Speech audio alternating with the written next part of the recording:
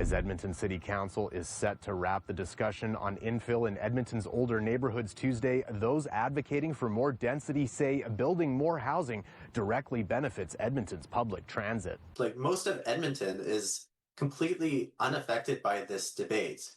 And so when we look at where these 7 and 8 plexes are being built, it's really just around these transit-rich neighborhoods that have actually declined in population over the last 50 years. That are some of the most desirable in Edmonton. Jacob DeWong has spoke to City Council in favor of more housing density as the discussion around infill and how many units can be built continues at City Hall. Using building permit data from the city, he says over 90% of multi-unit houses being built are within 2 kilometers of a transit station or LRT. Starting last week and being extended until Tuesday, Council has heard from those for and against more infill housing in their neighborhood as councillors grapple with a potential cap on how many units can be built on one site. You know, we're proud that the housing affordability in Edmonton is leading the country, but it can't be at the cost of mature neighborhoods. Rob Smythe with Edmonton Neighbourhoods United, who feels Edmonton moved too quickly with blanket rezoning. He says they're hopeful that motion will pass Tuesday, adding he hopes the city will do more consultation with neighborhoods.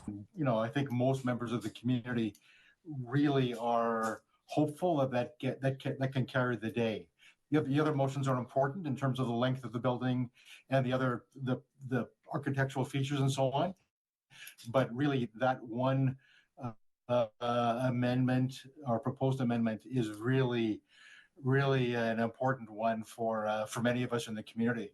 But DeWong says if Edmontonians want to see a return on their investment in public transit and LRT service, city leaders should be allowing more in the neighborhoods near the Valley Line West LRT expansion. If it's a 5-minute or 10-minute walk in transit, that's where we should be talking about 8 stories, not 8 units, because that's where we maximize investment on our transit investments and allow people to truly live car-free. Both Smythe and DeWong say they'll be advocating to candidates on zoning ahead of October's civic election. Reporting from Edmonton, Darcy Ropchan, City News.